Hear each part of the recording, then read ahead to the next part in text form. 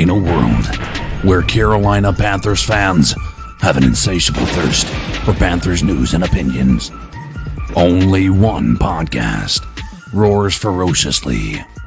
It's the C3 Panthers Podcast. And what's going on, Panther faithful everywhere? It's your host, Cody, back again for another edition of the Friday Free-For-All. Once again, I'm joined by my co-host for the Friday Free-For-All, Nick Montero. What's going on, bro? How's it going, Cody? Looking forward to another Friday night show, man. Yeah, dude, I'm pumped. I'm starting to love these Friday Free-For-Alls. Really looking forward to them. And as always, just some show notes. This show is about you, for you. If you want to come in here and you want to make your opinion known on anything that we're talking about, or if you've even had a random thought that came across your mind anytime this week that you want to share about the Carolina Panthers, this is the opportunity for you to come do so. You can jump into Streamyard.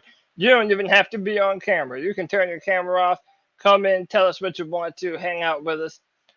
Fan Fest is currently going on live right now, so we should be getting some fans that are actually live from Fan Fest reporting in. So as always, if you haven't done so already, hit the like button, hit the subscribe button, and hit the notification bell for every single time we go live. And people are already starting to pour in. Kevin Boshoven, what's up, bro? What's happening? Dude, chilling, man. Chilling. We got Fan Fest going on right down the street from your boy. I live very, very close to BOA. So, you know, whenever the fireworks go off, I'll probably hear it. Whenever the Jets fly over the stadium, too, I can hear that shit. So it's really cool. I'll probably be hearing the festivities going on right now. But, gentlemen, what's going on with you? Kevin, how you doing, man? I'm good, man. I found a drink at a gas station that surprised the shit out of me. Oh, what's that? It's always a good feeling. I'm serious. Mad Dog 2020 hard seltzer. Ooh. All right. Yeah, I don't mind a Mad Dog. Yeah, Mad Dogs are good, man. I'm like, oh those. God, I gotta try it. It's probably awful, but yeah, man. I had a buddy come into town last night from Pennsylvania that I haven't seen in a while. Yeah, we threw back a bunch of Heinekens and Stella Artois, man. We were feeling good at the end of the night, bro. But yeah, again, welcome everybody. If you're just joining us, the link is in the description. If you want to come and hang out and join us and talk tonight about anything Panther related. So without further ado, let's just kind of jump into it. The first topic I kind of have on the bill for tonight that I wanted to mention is Josh Allen just got paid big time bank. And it is reportedly the most guaranteed money in the NFL, even more so than Patrick Mahomes. So according to Adam Schefter, the compensation update on Josh Allen's new deal, it's a 6-year deal, $258 million, including $150 million guaranteed per source. That would be an average of $43 million per year. Now, this is kind of what got me thinking, right? Now, I mean, I think anyone who knows anything about what Josh Allen did last year knows that he had an incredible year. Like, that guy took a jump that no one expected him to and really kind of showed his worth. But a sentiment that I've seen go around Twitter is that how could you pay someone after you've only seen one legitimate year of high-level production? So it kind of got me thinking about Sam Darnold. And all the reports is that the past few days of training camp, Sam Darnold has actually looked really good and has been efficient in the end zone. Has been on time, in rhythm. And again, it's just preseason. We're going to continue to say that over and over. But it really got me to thinking, if Sam Darnold, let's just say, far exceeds our expectations this year and really puts up, you know, crazy numbers, comeback player of the year, the whole 9 yards, knowing that the quarterback contracts are going to go up and up and up, is there any reason why any of you feel why we should pay Sam as soon as he has that good year if we feel that he's a franchise quarterback. No, Okay, why is that? because you don't have to. Okay, but doesn't the devil's advocate though position to that is that if you continue to push it down the road, Lamar Jackson is going to be up next. Then comes Baker Mayfield, and potentially you're just making that contract more and more expensive for Carolina. If he's worth it, we'll pay it. I mean, Yeah, and I mean, my thought process is let's see how he does over the next 2 years. If the guy comes in and he has either an average season or above average season in relation to all the other quarterbacks in the league, I still want to see one more year of production out of him. He's never finished the full season. Yep. He looked absolutely atrocious with the Jets, and he's coming to a team that has a lot of weapons, even though our offensive line is not up to par by any means. So I'd like to see how he does over 2 years. But the only way that I would be okay with signing him to a new deal next year is if the price reflected how he performed with the Jets, at least a fair amount. I wouldn't want to pay him. I wouldn't want to pay him anywhere near Mahomes or anything like that, because even if the guy comes out and balls out, he hasn't had that production numbers behind him long term to justify that money, in my opinion. Yeah, look at that. Do you think? Okay, so again, it's not a Panther player, but do you think that the Bills were a little too quick to pay Josh? Because it is it is a similar situation in that they were once upon a time hoping that Josh Allen would take this jump, and then he damn sure did. I mean, He looked like he was in the MVP conversation for a little while. So do you think that the Bills were a little premature? By the way, former Carolina Panther front office member Brandon Beane signing that contract. Was Brandon a little too quick on that deal? Or if Josh Allen was our quarterback, would you be okay if you saw that we just paid him that amount of money? I would wait another year. I got to see it twice. I can't just see it one season. Yeah, I'm right there with you. Josh has been in the league for 3 years now, basically same time as Sam. But I mean, his first year they didn't do great. It looked like they were 5-6 while he was starting, but then they went 10-6 and then 13-3. So he's gotten a lot better as time goes on, and he's had 2 years of at least halfway decent play. I think that I don't necessarily think it's too soon to pay him. I think it's a lot of money to pay him, but that team is a very good team, and to lock the guy in there for the next 5 years or so, I'm not against that for them. I think that's a good signing. I would wait, personally. Right. So again, we're kind of shooting for the moon here, but and that's the whole point of this right now. By the way, yeah, go ahead. Before that, remember when Kelvin Benjamin first went to the Bills? He said that Josh Allen threw better than Cam Newton. He was more accurate and everything. Everyone laughed. So I mean, look at now. I mean, well, he also just said Cam Newton was inaccurate. Yeah. In general too. And I even remember that story. Josh Allen brought Kelvin Benjamin aside before one game. It was like, "Hey, you want to practice some route running and get up ready?" He was like, "Yeah, no, I'll pass, bro." Like, dude, okay, let's not start talking about roasting Kelvin Benjamin again, because I'm sure we could do that all day. One more point I want to make about the whole Josh Allen thing too is, like you said, the longer you wait, the more you kick the can down the road. If he comes out and he has another season just like last season, which I think they're expecting him to have, he's going to be worth that money and then some. So you're probably going to end up paying him more than you just paid him. Yeah, and that's really kind of the situation that we're talking about here. So Shane Welch says, "So what kind of year are you talking about to get paid after 1 year? Are we saying MVP or Super Bowl appearance?"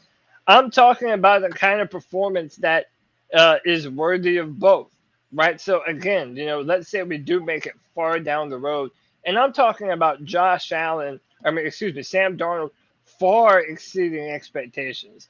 I'm saying maybe he even throws 40 touchdowns maybe 10 or so interceptions, like a crazy year, Yeah. right? And then you're thinking, well, okay, knowing that a lot of these players are starting to get more contract savvy, at least their agents are kind of helping them be more contract savvy. A lot of these players are coming to their teams saying, "Hey, pay me now, and let me wet my beak now, and in the turn, I'll give you guys a break on the deal and give a more team friendly deal. Whereas if I play on the 5th-year option next year and I ball out again, then I'm going to ask for the most quarterback money that I can ask for. And now I'm not going to give you all of the leniency because you didn't pay me earlier when I wanted to." You think there's any credence to that, maybe? There's definitely, but like, what happens if he comes out with a Carlton Wentz season? The very next year, Yeah. and they trade him. Spend all that money, can't rebuild around them, can't. Players leave in free agency. It's kind of hard to throw 40 touchdowns when you got no receivers or offensive line to pay. Yeah. Yeah, So, I that's mean, a great point. Who do we Go ahead. have that's going to transition over from next year to the year after? Right? You got DJ who's on the last year of his contract. You got Robbie who's on the last year of his contract. You're still going to have Terrence Marshall. You're still going to have Dan Arnold. I personally think DJ is staying and Robbie's going, but that's just me. Robbie's definitely going. I think Robbie's 100% out. I don't think they can justify losing both. Well, No. doesn't that kind of depend a little bit too on Terrace Marshall and Shi Smith?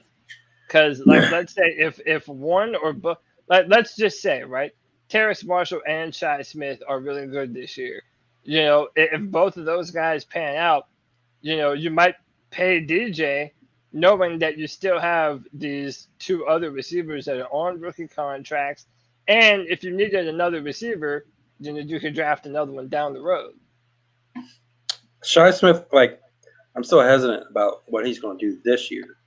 I think he's going to be great, but this year, I think, I don't see much coming out of him.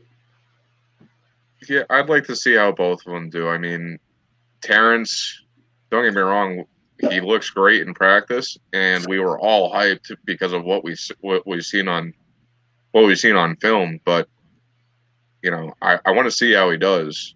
I think I know that we've gotten excited for him, but I think part of the reason why we are as excited as we are is because there was so many unknowns with him coming into the season, and the fact that he's here and he's balling out at least in practice, it kind of amps us up a little bit and brings our level of expectations up a little higher than they would have been if he was healthy when we signed him. At least that's my opinion of that. Yeah. This receiving core is probably the one, the best I've seen in years. Yeah, it's by far the position group that I'm most excited about. I mean, especially knowing how much we feel like we've upgraded, especially with Terrace Marshall.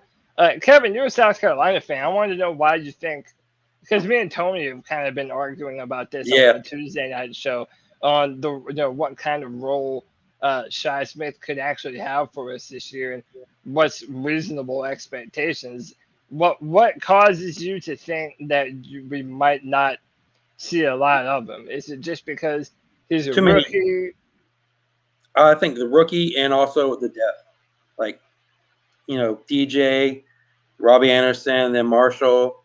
And he still has to play, David Moore, I think that's his name, Moore, from Seattle, coming in. So, I don't know how much playing time he's going to get just in that general. But I think future-wise, he's definitely going to be something to look at, 100%. Because he played with shit quarterbacks in South Carolina and still put up good yards, he did great things there. Yeah. That's also the DJ Moore argument. South Carolina is really known for those little short receiver like Bird, Farrah Cooper. They're all really short and can do something like scrappy slot wise. Yeah. I've been thinking a lot about Shi Smith and his role in this offense. And again, Tony's been trying to bust my balls about me being, setting the expectations too high for some of these rookie receivers. I just think the receiver position is one that turns around a lot quicker from college to the NFL.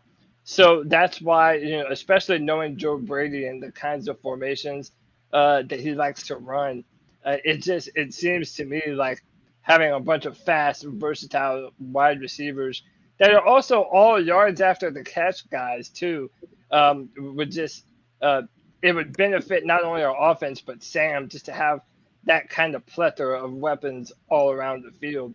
And I think Shice can play an important part in that. He's been practicing well. He's made some cool one-handed grabs in the back of the end zone. No, I don't have video of it, even though I wish I did. But I don't exactly know if he's just going to fill that slot receiver role or if we intend to kind of put him on the outside some. But to me, he could definitely be a potential a dark horse candidate for a real meaningful offensive weapon for us this year. I think they're going to shuffle all the receivers around. I don't think any receiver is going to stay in one spot all season. I think they're going to keep everybody on their toes, and we have the weapons to be able to do it. Yeah, we definitely do. Tim Tissy points out his top six that he thinks will have DJ Moore, Robbie Anderson, Terrace Marshall Jr., Omar Bayless, David Moore, and Shi Smith. Omar Bayless is another name that people really keep on getting excited about. Apparently, he's really worked on his route running this year. He's looking really crisp. So we'll see, man. I think, again, tell me if either of you disagree, but I think going into this season, outside of seeing what Sam Darnold becomes, receiver is by far the position group that, it has me thinking that our offense could truly be as dynamic as our defense. Like they can complement each other well this year. Definitely explosive. Yeah, super explosive. Yeah. Our receivers, at least the power at receiver, not necessarily the body types at receiver. It reminds me a lot of Seattle over the last few years. Seattle, think about all the receivers they got. They got DK Metcalf, and who's their other main receiver that they got? But both of those guys together, it's a strong duo. And the weapons that we have, it reminds me a lot of that. Lockett, I think was his name. Yeah. Yep. So I'm trying to find some more news from FanFest. If I see any more, I'll be sure and throw that up on screen. But I also did want to mention we've had some discussion about the offensive line on this channel, and I wanted to kind of mention it because I saw a few takes that kind of got me wondering about this formation again, how it's going to end up falling. We'll start with a tweet from Jeremy Igo. It's kind of controversial in his own right amongst Panthers Twitter, but he seems to be 90% sure, at least in his words, that the starting lineup for the Panthers offense this year is going to be from left to right, Irving, Elflein, Matt Paradis, Miller, and Moton. And again, like Tony, has been on this. Cam Irving's definitely going to be our left tackle, and it doesn't say it excited. It's like, he's going to end up being our left tackle, and it's kind of looking that way. Nick, didn't you say that you heard Irving's kind of been doing some good things on the left side? My understanding is that Irving has been performing relatively well, and as has Elflein, but who knows if that's just smoke or if that's actually the case.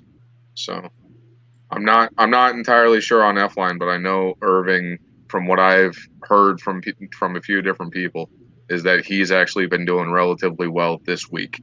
Last week he didn't look great, but this week supposedly he's looked a lot better. I mean, pads obviously help.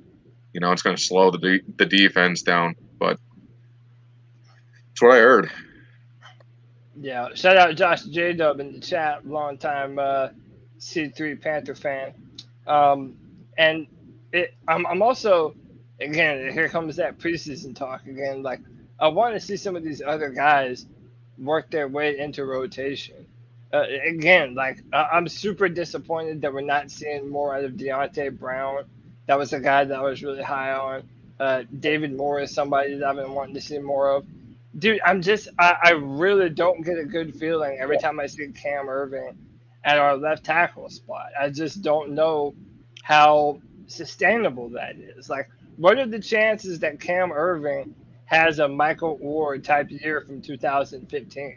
Because essentially that's what we'd be hoping for, that he would be a good left tackle, not great, but good enough to do the job.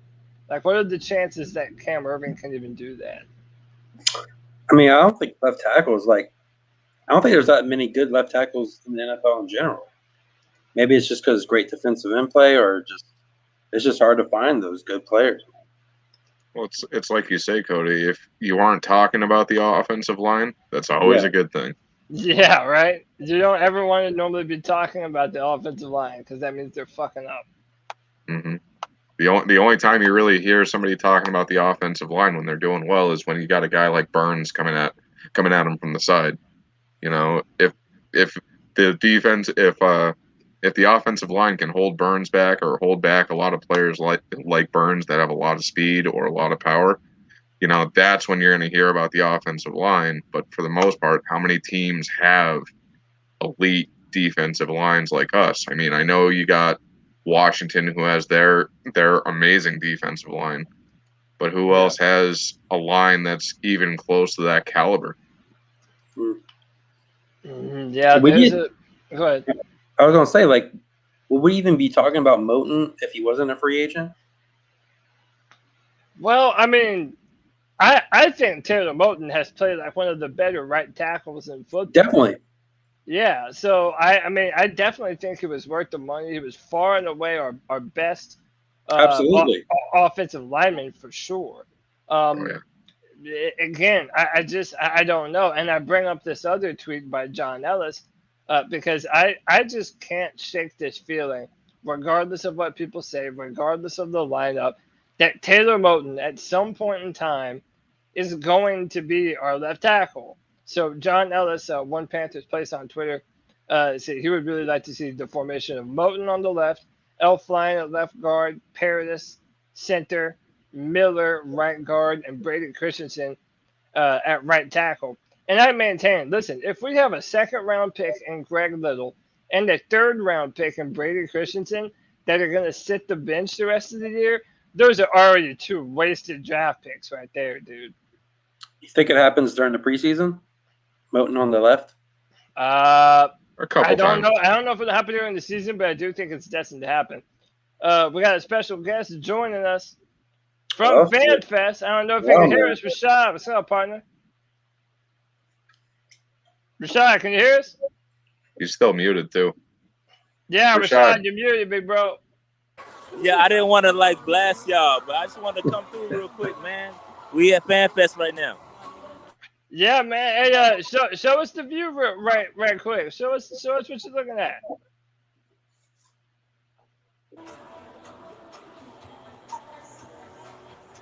Hmm?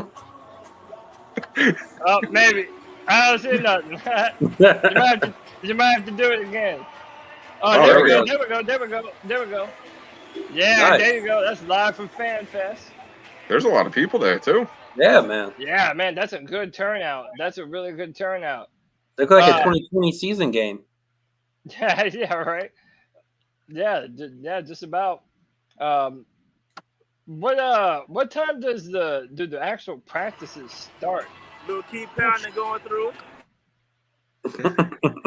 Yeah, there's probably so much noise up there. Oh yeah. Rashad, what have you seen so far? What do you like? Who knows if he can even hear me though? I don't think he can hear you. No, probably not. You should probably show him. Yeah. Well, we can continue the conversation until Rashad pops back in. So yeah, I was talking about Taylor Moton at left tackle. I think that's inevitable. I think that's something that's kind of going to happen no matter what. I just think that he's going to ultimately end up being our best option at that position. So I don't know if it'll happen before the season starts, but I hope it does, because I don't want it to have to be some grave mistake that we're having to make during the middle of the season because it's been tragically wrong, or something hasn't gone tragically wrong on that side of the line. Shout out to Rashad for stopping in and showing us a little bit of fan fest. But yeah, to me, this is the biggest. If we're the most excited about the receiving core, by far the biggest question mark on the team is O-line, and it's like not even close. O-line and followed by safety.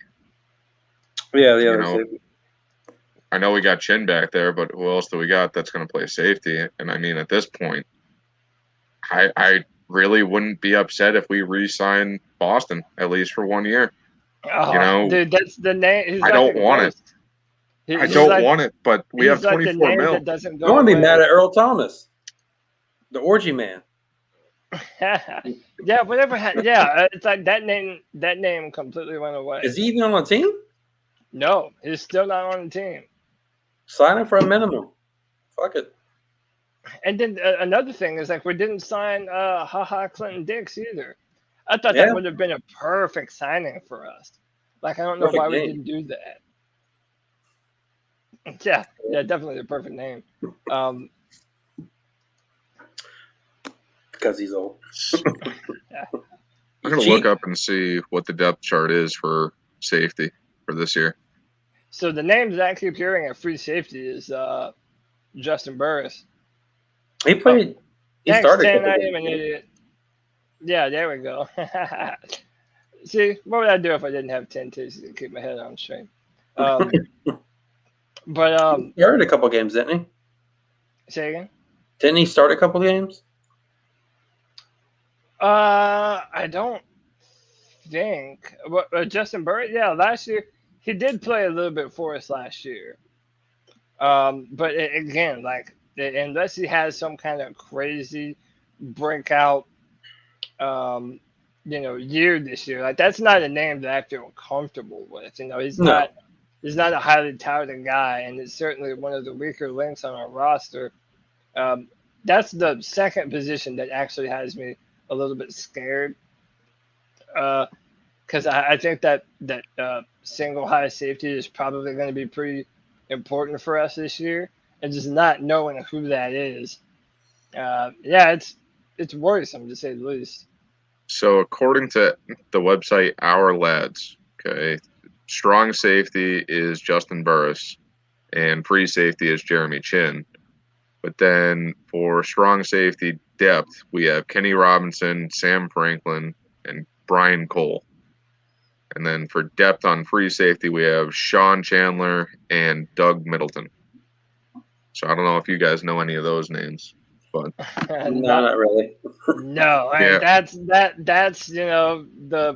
the fear for me, man. We were me, Tony, and CK were going through our weakest positions on the football team, and yeah, like to me, I kept on harping on that. Like, Yeah.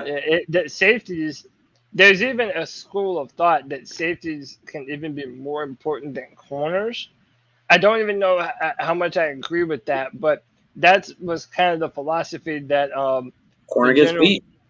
Yeah, well, so the Philadelphia Eagles, when they went to the Super Bowl, kind of built their philosophy that way.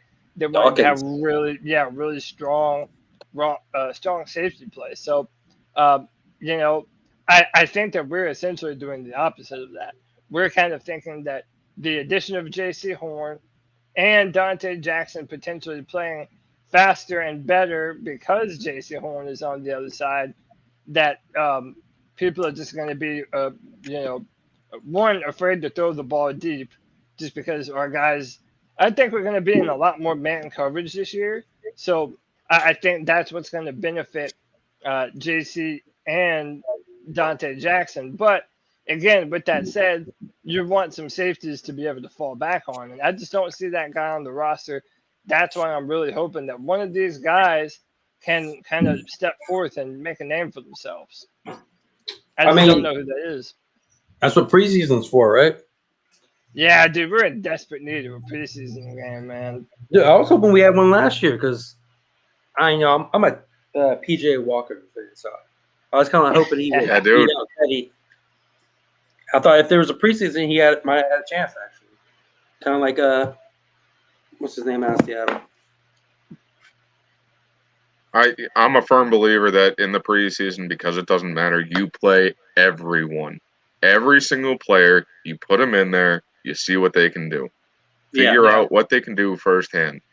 And I will say this too, last year with PJ playing in the game against Detroit, I feel like he was rusty that game because he didn't get to play with the starters as much as Teddy did.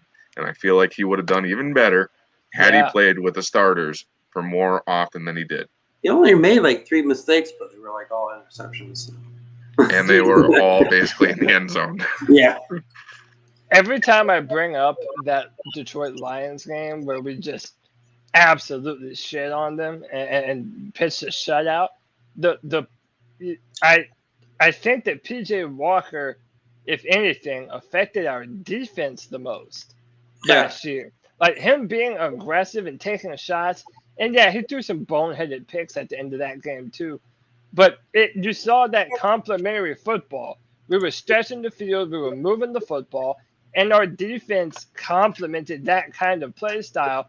And we were aggressive, dude. We were beating the shit out of Matthew Stafford, destroying that offensive line. And again, like we're all saying that last year's roster, we don't think should come anywhere close to what we have the potential to do this year. That's not what Madden says. Yeah. That's it. I'm glad you brought that up. That's something else that we can talk about too. But yeah, I'm really dude. Madden hates us, bro. Dude, they think Madden thinks the Panthers. Well, like they have us like the worst ranked team, don't they? Or like the Jets second worst or something. Second worst. Jets are after us. Yeah, Houston's better. Oh, dude, how could Houston? They got us like 24th best. Dude, that's fucking disrespectful. Like that's disrespectful, man. And like Jacksonville, I mean, I understand to be. Everybody. But do you think they're considering that Deshaun Watson isn't going to be playing? Is that could be it because he might still make the roster? So yeah, I guess it could be it. We got a new guest joining the show. Panther Rule, what's going on? Hey guys, I want to chime in a little bit on your hang on, man. Chime in a little bit on your Madden discussion here. A lot of those ratings, though, you can't, of course, count the rookies or the new guys, but a lot of those ratings were exactly what they were at the end of last year. It's just Madden. It's just Madden was so bad last year that most people didn't play it. So, I mean, I know people were like, "Oh, that's disrespectful," and it is, but it was like, well, okay, it was disrespectful last year. So I guess it's after a while you get used to it. So, but the ratings. What I call the OVR, the rating itself, doesn't really reflect the player when you're playing him on the game itself anymore. They got JC at 74, I think. Yeah. A lot of the rookies last year and even the year before that were that low. Yeah. So then, Mac Jones at like 75 too. Someone told me that on Madden this year that DJ Moore was an 82 this year.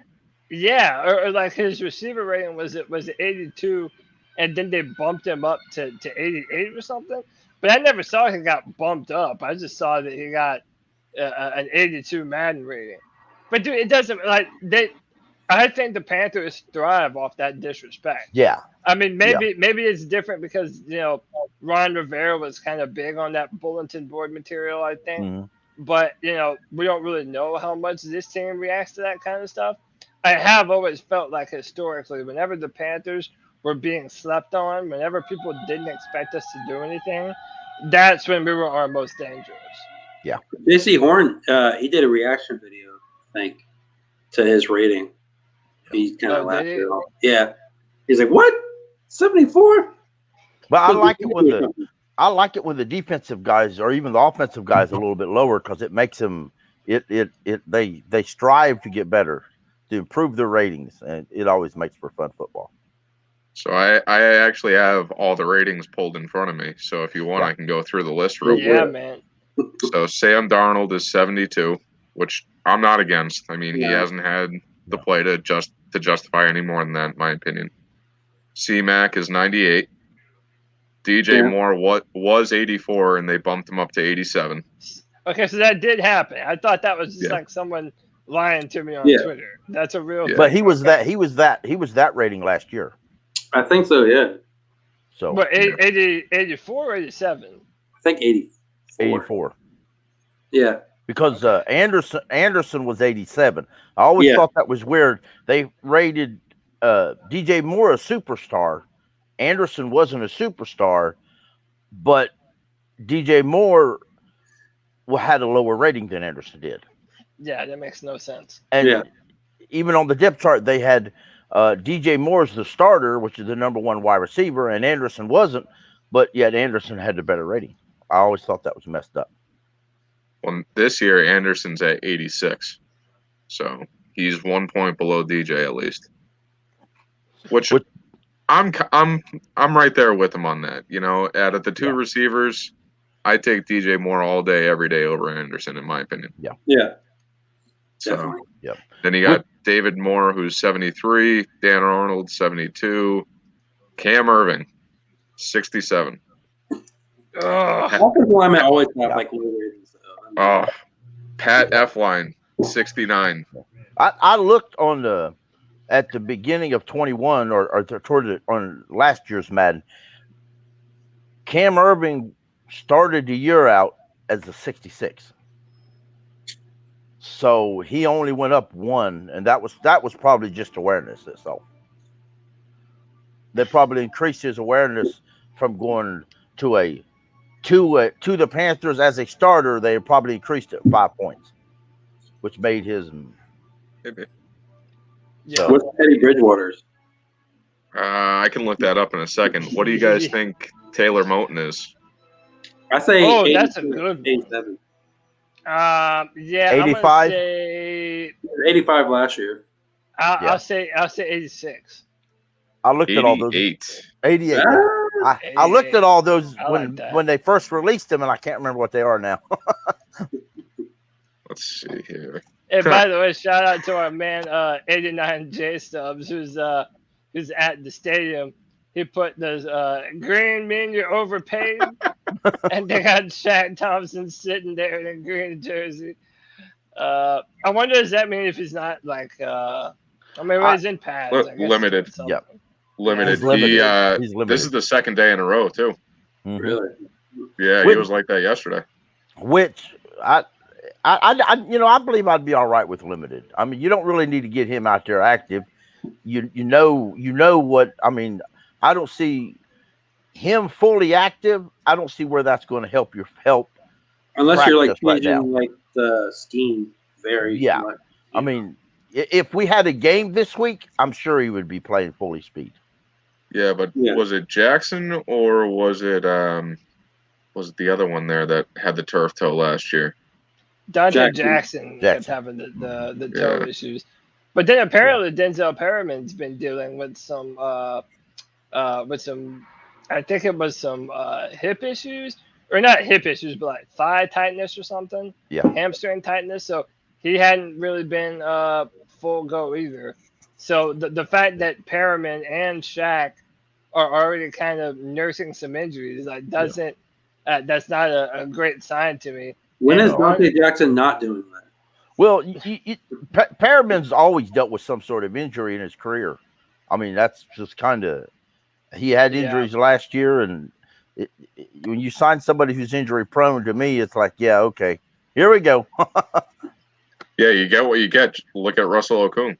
Yeah, he played 4 games for us last year. Yeah, I feel like we've all been very high on Scott Fitterer and his moves thus far that he's made. Do you think that maybe we haven't given enough criticism to some of the moves that he made? So, for example, let's say Cam Irving and Denzel Perriman don't turn out, and Irving can't play left tackle, and Perriman continues to have a bunch of issues. Have we not given enough, uh, you know, flat to him for potentially signing guys that might not do much for us this year? Well, I mean, what was their contracts? So I can look it up.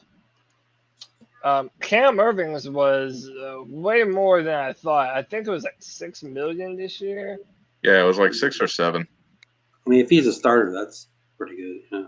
So my thing is financially, Fitterer has been a lot better than Hurney was. Hurney was absolutely terrible, and I think that's where a lot of praise is going to come. Yeah, definitely. But I will say this until I'm blue in the face. 2nd round pick should have been left tackle. Hands down, no questions asked. Don't get me wrong. Love the guy we got. Yeah. But we had the opportunity to get a solid left tackle or what looked like a solid left tackle, and we didn't. And I will pound the table. I will yell until I'm blue in the face. We should have gotten a left tackle, and it will bite us in the ass in the long run. I would have been all right getting one in the first. I just would have, honest. Same. But same. I like. I understand why they did corner. If they would have took Fields, I would have understood that. Yeah. We had issues at multiple positions. I understood either one of them, but I guess like you guys, we didn't really address the left tackle's position. Who was the 2nd round tackle you won? I forget what the guy's name was, but when I was listening to PNP, they had said that there was at least 1, maybe 2 that were there that would have been more than serviceable. Cody would know better. Dylan Radunz out of North Dakota State University, and Liam Eichenberg out of Notre Dame were 2 players that were still there that we could have taken.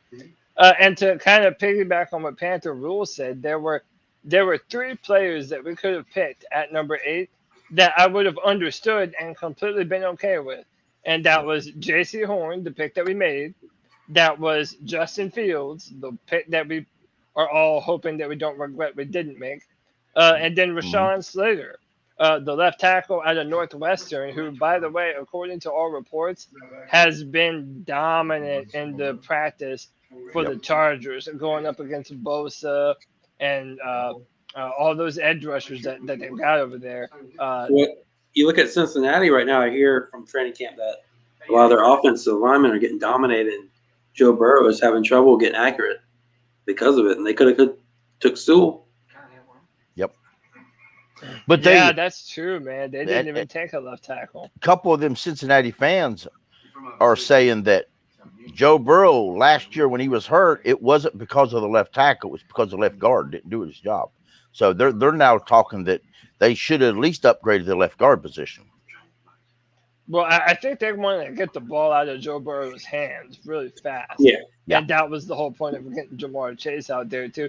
And let's be honest, that's what the Panthers are hoping to do. Yep. If our offensive line is not as stout as we want it to be, and we haven't truly addressed the left tackle position, then, up until our offensive line proves that it can really pass protect, you're going to see a lot of that underneath stuff early on.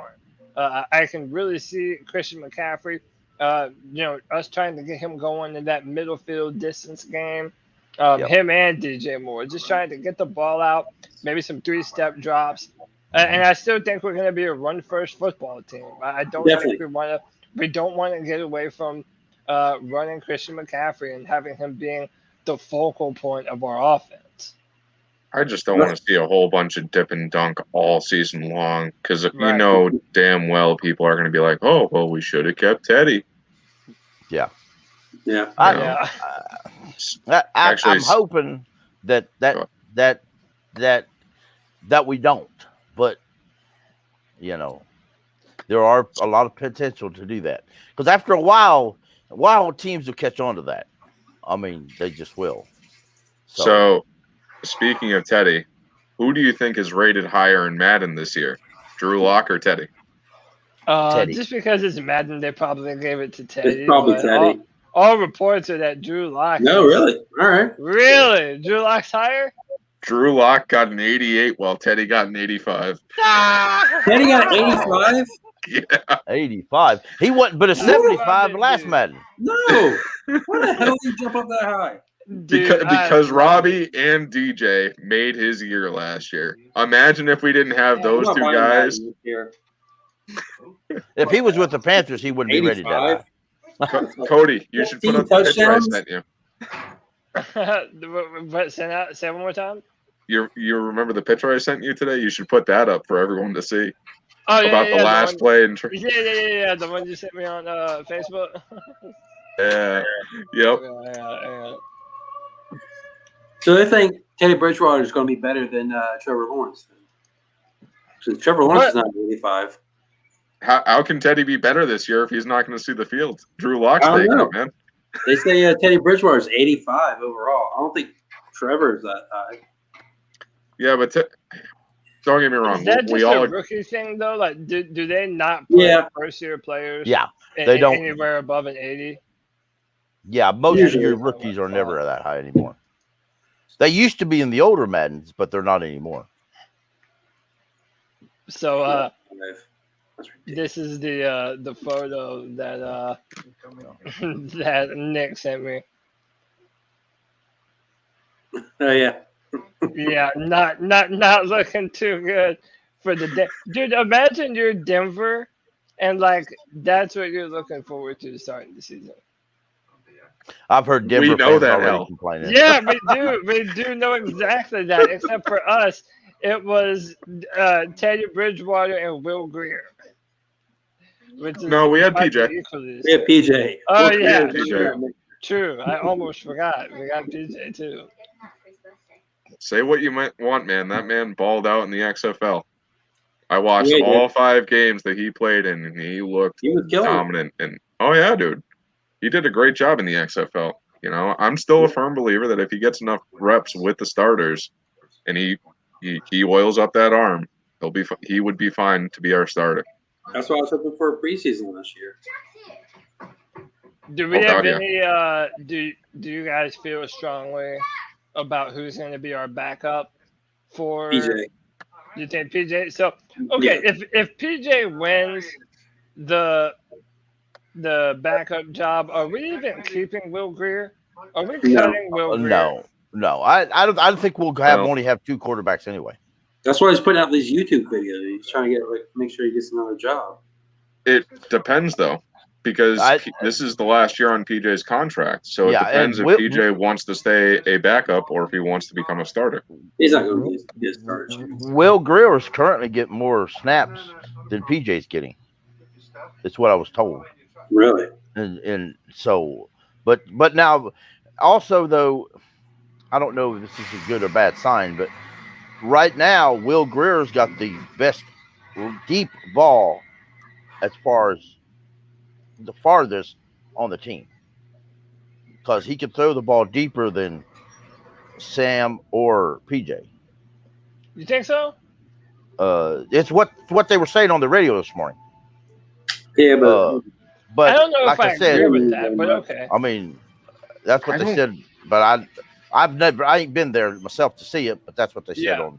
But I don't know how I feel about that. I was thinking, well, a lot of people can throw it deep. Yeah. We can use them on Hail Mary situations, I guess. Yeah. Well, and a lot of people confuse arm talent with throwing the ball deep. You don't necessarily have to have crazy arm talent to throw a nice deep ball.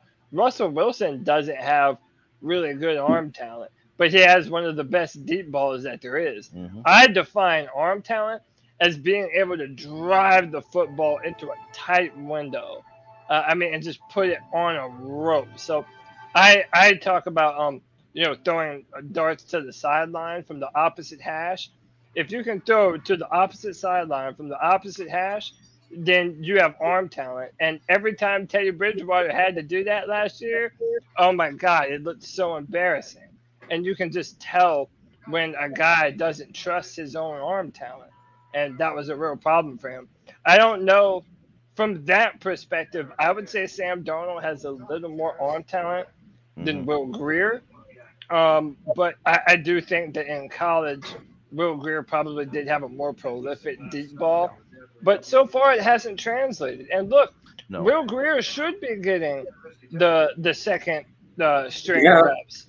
He should be. We drafted yeah. him in the third round, Yep.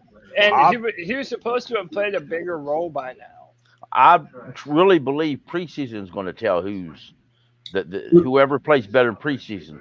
I honestly believe they're neck and neck as far as the coaching staff is concerned. But it all depends. Who's the worst bust, Will Greer or Greg Little? Greg Little, just because he was supposed to be a legitimate starting left tackle for us, and nobody ever really wanted Will Greer to start. Yeah, and we actually gave up 2 picks to get Greg Little. Yeah. Marty Herndon, in his infinite wisdom, trading up for Greg Little, when one of my favorite offensive linemen in that draft was still available, Cody Ford from Oklahoma, who ended up going to Buffalo. Right. Would you trade for Brown that Kansas City did? For Brown from the Ravens? Oh, Orlando Brown. Would I have traded for him? Yeah. I mean, it's just, I guess, I don't know, man. That's so tough because he also wasn't playing left tackle with Baltimore. And that's the reason why he decided to peace out and get out of Baltimore was because he wanted to play left tackle. So left tackle. There wasn't a lot of really, though, left tackles available, either free agency or for trade, really. The few that was Brown, who went back to New England, and Riley Reef, I think, who left. But I can't remember if Riley really played left tackle or right tackle. But I don't think there's that many good left tackles in general in the league. No, and that's a lot to do with the problem. Is there's not that many out there. Yeah, either that or great defensive. Yeah, because I was talking to somebody on Twitter this week, and they were like, well, if you don't like Cam Irving, and I don't, he said, what would you have done better? And I thought, I'll show you. So I get online to hunt up this better left tackle, and I'm like, I'll just act like I didn't see that reply. I still ain't replied to it because I don't have an answer to that. So. Yeah. Well, that's the thing. You guys saying that there's not really any good, not very many good left tackles in the league, and next to none of. Yeah, and next to none available. Doesn't that kind of cater to the point where we should have gone with Slater? Yeah. Like I love the Horn pick, but we should have Slater or Field. Yeah, but then if we went with Fields, okay, we would have had Fields and Darnold, okay, and think about what that would have done for the rest of the draft. That would have hurt us at the cornerback position, So now we would still be looking for an answer at corner. Yep. Who's to say that we would have still gone with the same picks? Guys, real quick, we've got a very special guest. It's none other than the Bat Daddy himself. What's going on, fellas? What's up, buddy? Oh, not a whole lot, man. I was just baby gap or something.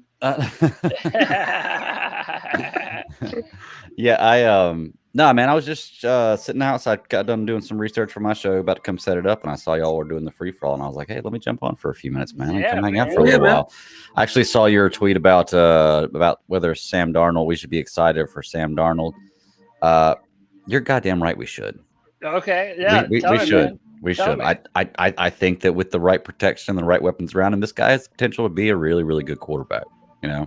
I'm excited for anything more than 14 touchdowns. There you go, which is not that difficult for a normal professional. It really shouldn't. Yeah, it's 85 overall Madden quarterback. Yeah, that's pretty much the low bar for most professionals.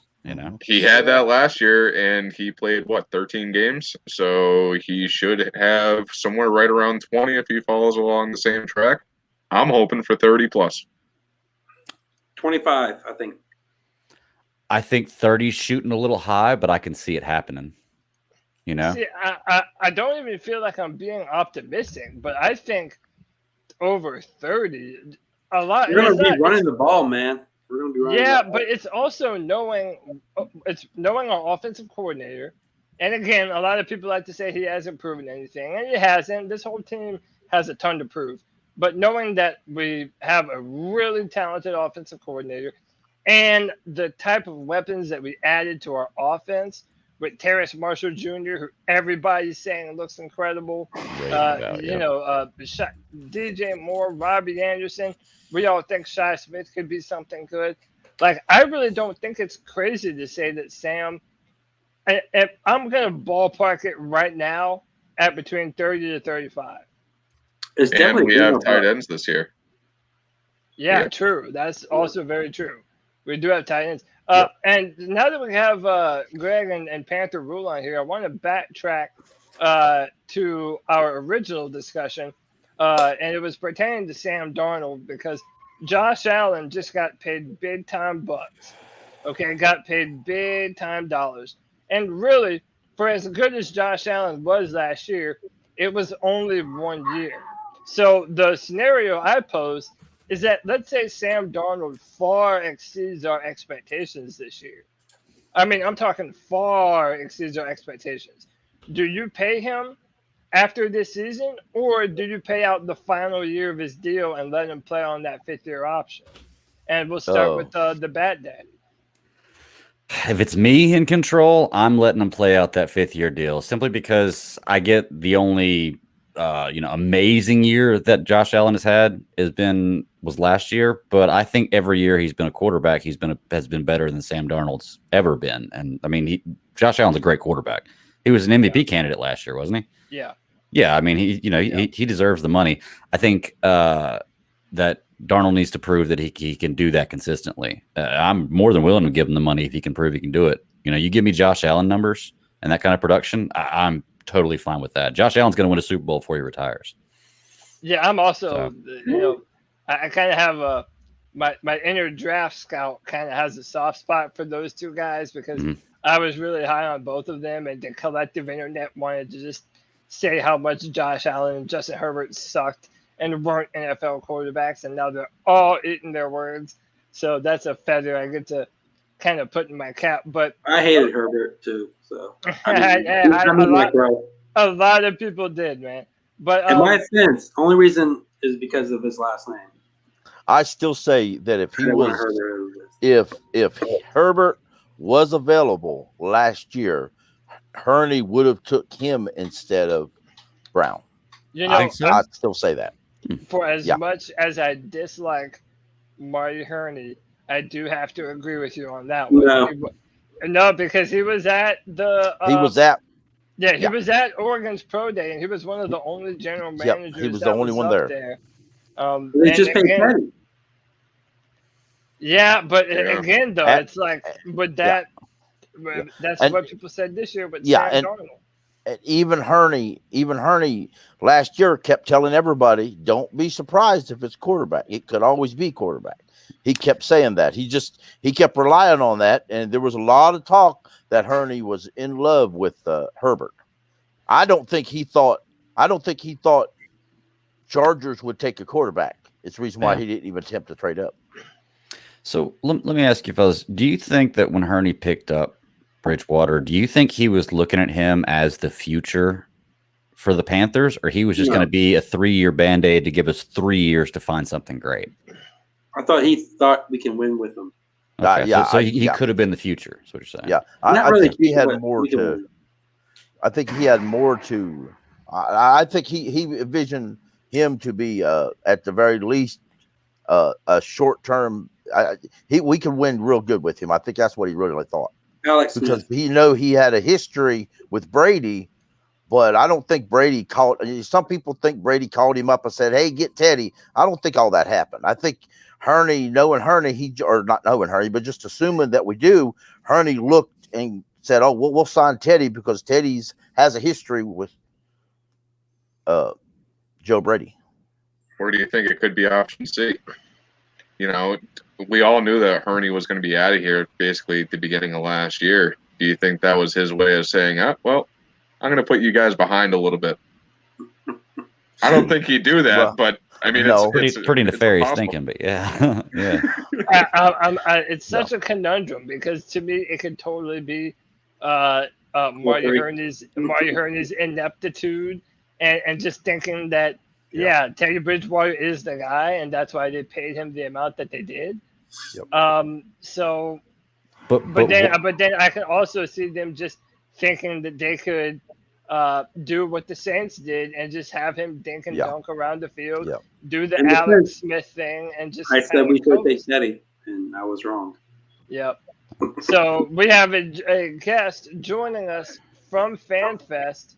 Let's see if we can hear him. Zach Altman. Zach, can you hear us, man? No, Zach. We'll try and get Zach back in here in a minute. He's frozen right now. So with option C there, that's actually that's the kind of stuff that runs through my mind all the time too, because people do stuff like that. But wouldn't it be great if he did that? He brought in Bridgewater as his stamp to screw the Panthers before he leaves, and because of Bridgewater, we got Darnold, and Darnold ends up being the answer.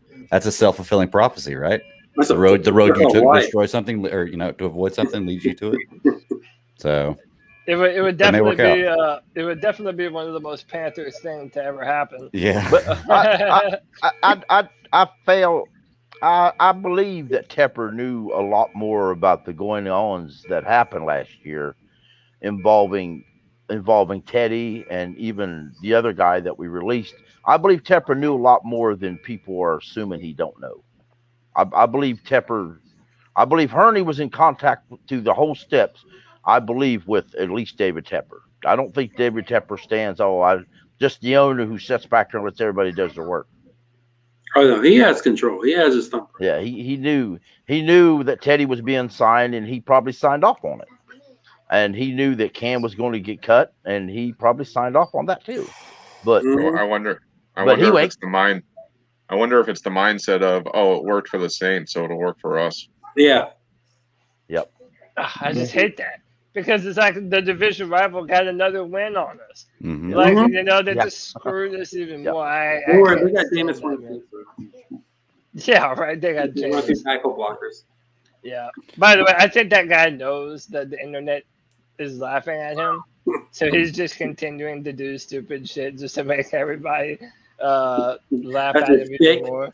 Yeah, right. He's aware of it now, at least. Go ahead. I was say I hate to keep hanging around Teddy talk, but it's fun sometimes. Do you think if Teddy would have never come to Carolina, he's a starting quarterback for the Saints this year? They released him for a reason. Okay. I mean, probably if they had him as the option, just the fact that they were able to go 5-0 with him with that offensive line. Yeah, I don't see why not. They're in cap. Yeah, I don't believe the ones that they currently got right now are going to be any better than Teddy. Right. Teddy would be fit their offense better than the two in there now.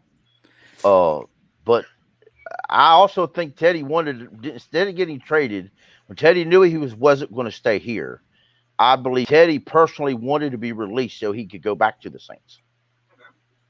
Maybe, yeah.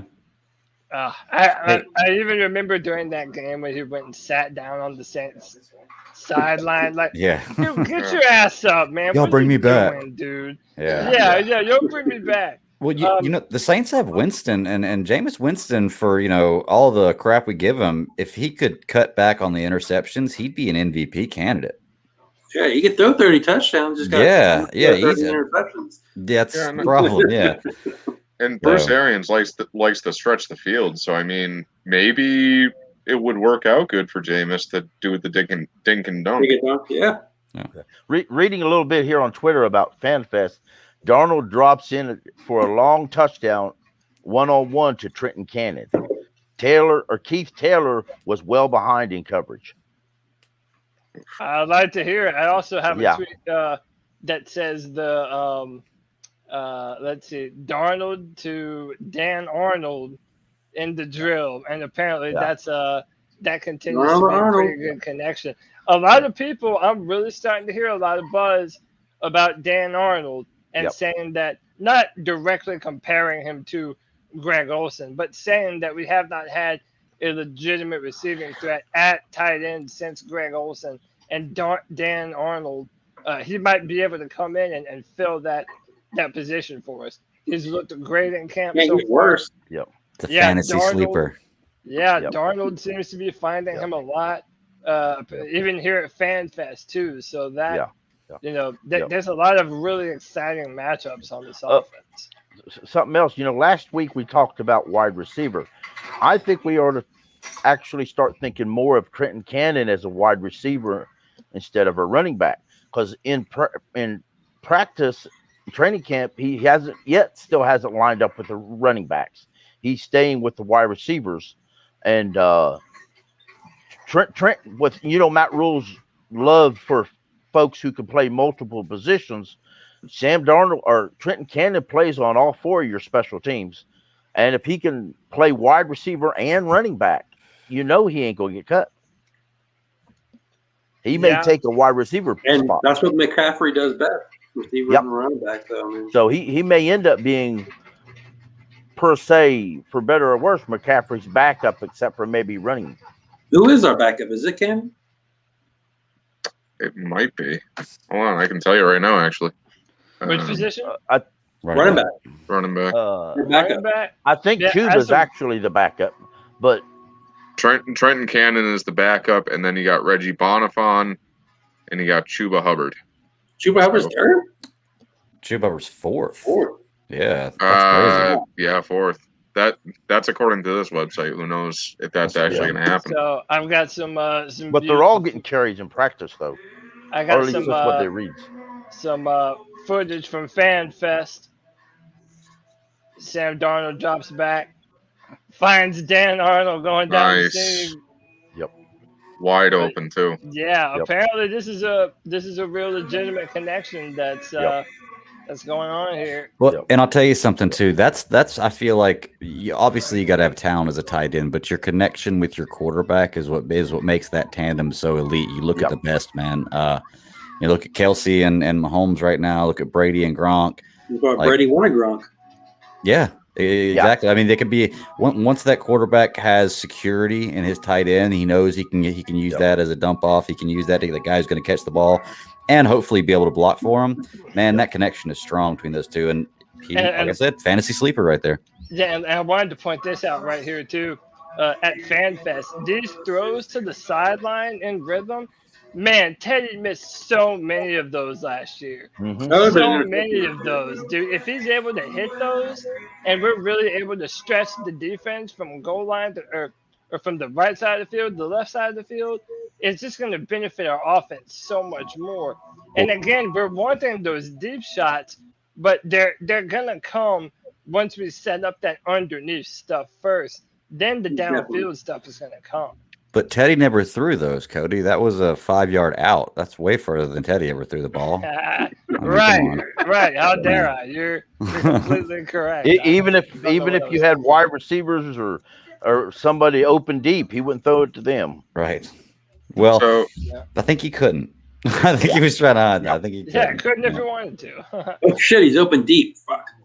So Cody, yeah. Go ahead and pull that video back up real quick, because I want to look at the defense on this one. You got a couple of guys that are pointing stuff out in the very beginning, and I kind of want to see who those guys are, because I didn't get a good look the first time.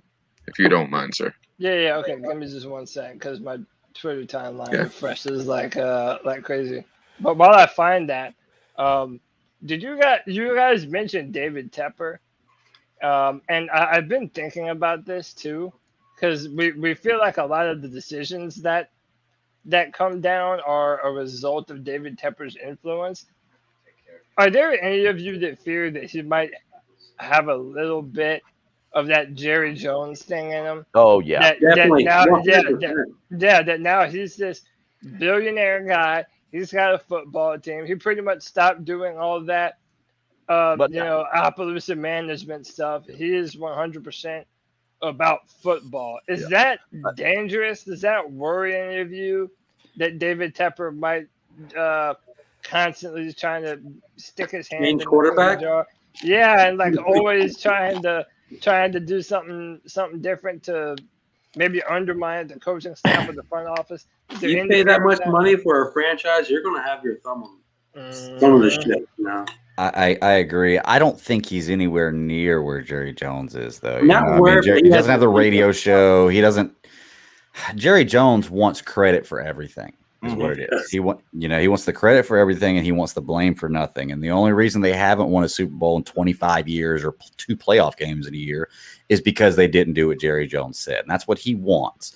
I don't think Tepper's that level. He may be pretty hands-on, but if it works, I'm okay with the GM being hands-on. He may be pretty savvy with this kind of stuff. I haven't had enough Tepper hands-on stuff. I feel like this is the make or break year for me with Tepper.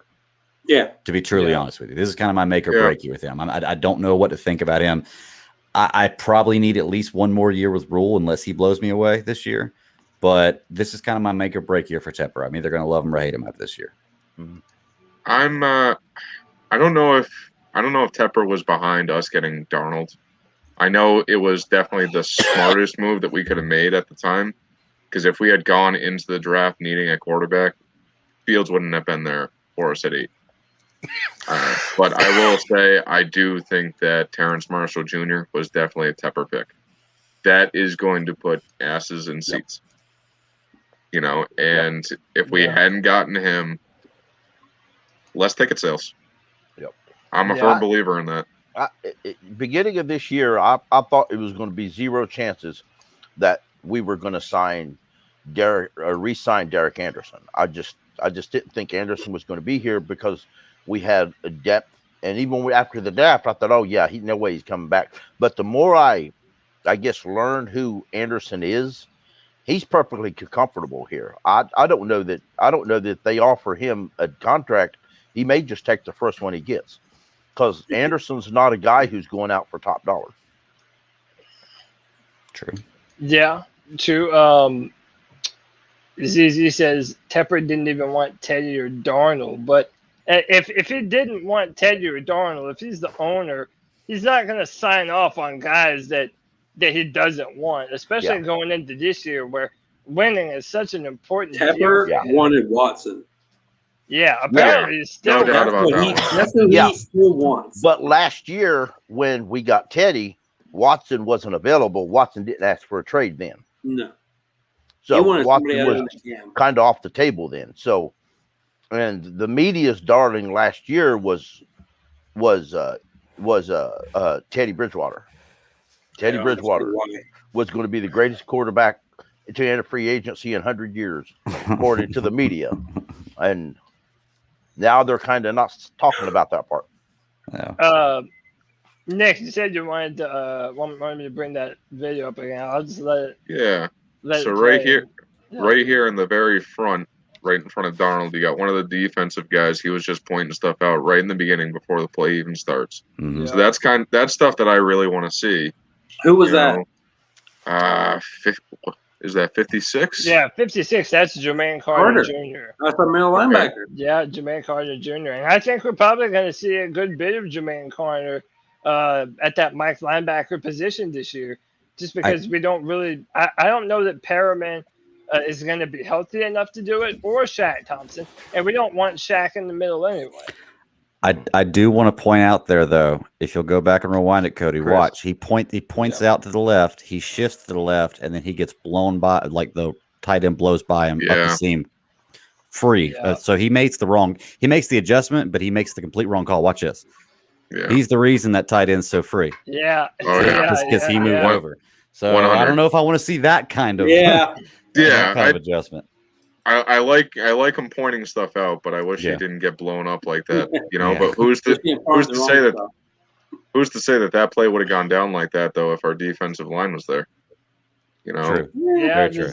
Definitely some truth. I didn't even think about that. That's actually a really, really good point. It's even got me thinking that now I had gotten too comfortable with the idea that Denzel Perriman was going to be able to come in and do a serviceable job at middle linebacker. I mean, again, he has to prove that he can't. I'm not saying that he definitely can't, but I think I'm realizing that I was a little bit too confident about what we had done at the middle linebacker position.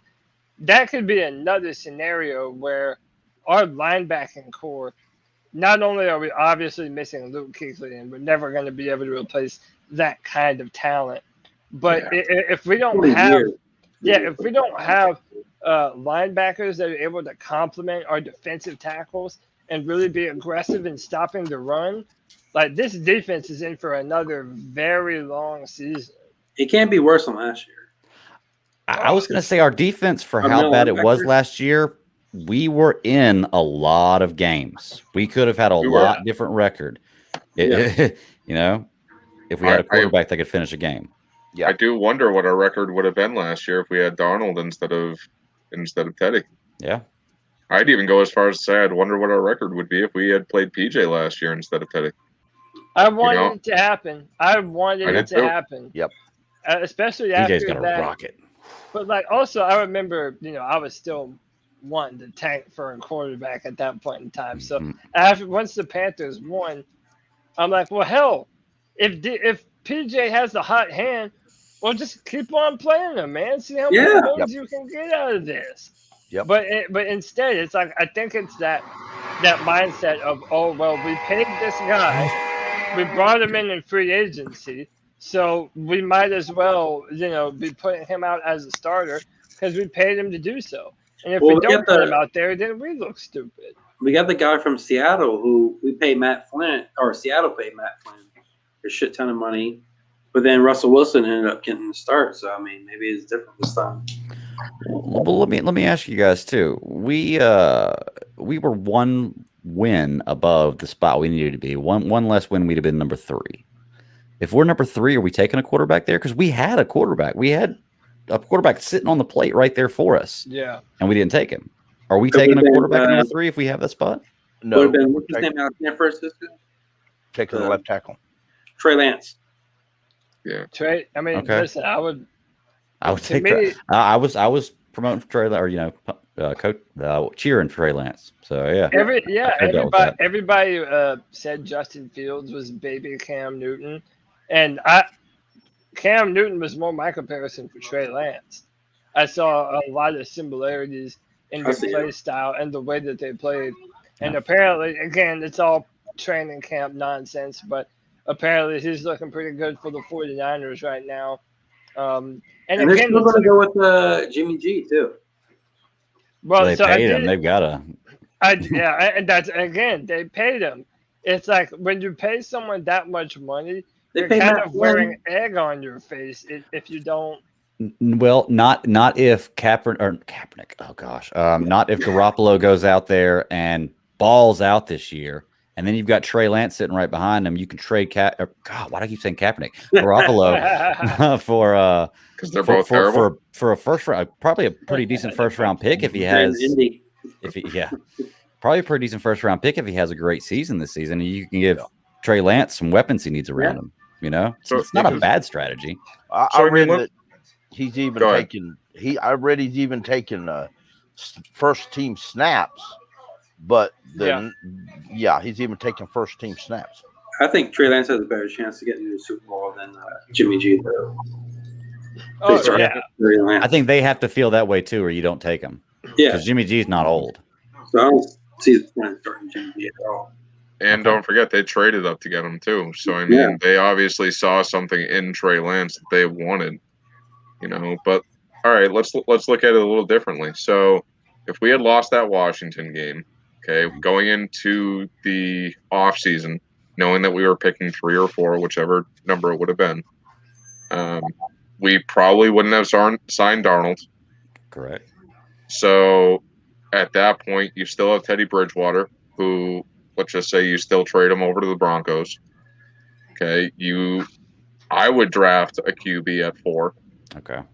Even Justin Fields. I mean, Justin Fields, look at how he's doing in preseason. Everyone says that he's doing exceptional. Yeah. But then we're still hurting that safety. Nobody brings up the LA Chargers game. That guy makes that pitch right. That's a touchdown this game. Yeah. Dude, there was so many times. There was that Chargers game, and then there was that Washington game, dude. That Washington football game that we had to mess up and win. Ernie! I know, dude. I know, man. I was wanting to trade Curtis Samuel before the deadline, get some value for him. I'm saying do that with Robbie Anderson. We could. I mean, it depends on how good our offense is this year. If we're lighting up the offensive you love numbers Terrence here, Marshall. yeah, I I'd do. say if but- Marshall steps up, yeah. But dude, man, I just have this. I have this fantasy of the Panthers being able to go with an empty backfield and 5 receivers out on the field. Like again, our offensive line is very iffy right now, so It's that that might college not. football mindset. Yeah, that might that. But again, like knowing who our offensive coordinator is, the kind of West Coast offense that he runs, like with all those guys on the field, we could be lethal down the field. So. Again, that's what I'm hoping for, but yeah, I don't want to trade anyone if we're at if everyone is putting up meaningful numbers and we have a good record. Yeah, I don't think I want to trade anyone. Last year we were dead on arrival, so that's why I was like, we're not going to pay Curtis Samuel next year, and we didn't. So why not trade something and get something? Yeah, and get something for him. You could have gotten maybe another 3rd-round pick out of that, or maybe even more. If we're dead in the water this year, do you trade Robbie Anderson? Well, if we're dead in the water, I'm looking at trying to get whatever assets to build for the future that you can. So, give me a solid offensive lineman, and I'll trade Robbie Anderson all day, every day. Yeah. Would you trade Taylor? I do that right now before the season starts. Yeah. Wait, hold on. What'd you say, Kabosh? Would you trade Taylor Moton? If we're dead. Oh, hell no. No. Hell no. Look what the Miami Dolphins did. Well, that's true. I'm sorry. We've had enough losing seasons. I don't need to go through that anymore. Okay. We will be a losing season next year if we're that dead in the water, though. Yeah, that's true. That's true. But even still, Taylor Moton, that is the one bright side on our offensive line. I am not getting rid of that guy. I am holding on to him as long as I can. As long as he performs close to how he has been performing. Yeah, that's the thing. Oh, go ahead. Oh, what did Miami get for Tunsil? Oh, dude, it was like legendary. They got King's ransom. Yeah. I don't think people look at Moton on that level, though. No, they won't never get anything like that because the head coach of the Texans at the time was playing the general manager role, and most owners ain't going to be that stupid again. Mm-hmm. So, Tunsil, did he play on the left side or the right side? The left, I think. I think he was left. So that right there, yeah. I mean, that's why he got the King's ransom. Mm-hmm. So, Sideshow Bob brought this up. And I want to comment on this. Yeah, I did too. But the reason I want to comment on it is because so many Jets fans are already like talking shit to us. Oh, dude, they're saying how good Zach Wilson's going to be and Sam Darnold sucks and it's your problem now. Like, they're already out and about. Like, they're doing to us what, Teddy? We were doing the Denver with Teddy Bridgewater? Yeah, kind of. Yeah. Dude, I'm like, why are you talking shit? Your team has been a dumpster fire for the better part of this last decade or more. It's More than that. Yeah, dude, what are you even talking about? Especially seeing as how they were in the running for the #1 overall pick last year, most of the year. Like, they're not exactly in the best position to be talking all kind of shit. But then again, though, like, so I hear that, like, Elijah Moore, the receiver that they drafted, is looking really good. So, you know, I think about our linebacking core, and we're wondering about Shaq Thompson, and we're wondering about Denzel Perriman. You know, I'm worried that underneath is going to be vulnerable to us if our pass rush isn't able to get home quick. Yeah, that was what I was saying a couple of weeks ago when I was on the show. We were talking about, we were going through the positions, and I said I think the linebacker position is really, really weak. I think it's the weakest spot we have on defense. I don't disagree with that, but I think I have 2 names that will determine how Zach Wilson will do this year: Burns and Reddick.